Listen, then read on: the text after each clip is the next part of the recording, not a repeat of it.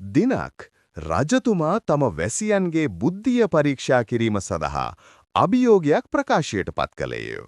කිසිවක් අතින් නොගෙන ඊටමත් වටිනා දෙයක් රජමාලිගයට රැගෙන එන ලෙස රජතුමා නියෝග කළේය.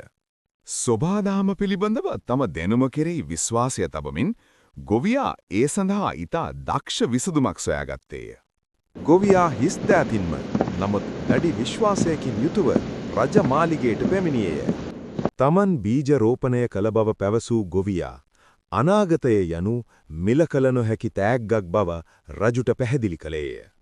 ගොවියාගේ මෙම ප්‍රඥාවන්ත පිළිතුරෙන් පැහැදුණු රජතුමා ඔහුට ගෞරව කළ අතර සැබෑ වටිනාකම පිළිබඳව පාඩමක්ද ඉගෙන ගත්තේය.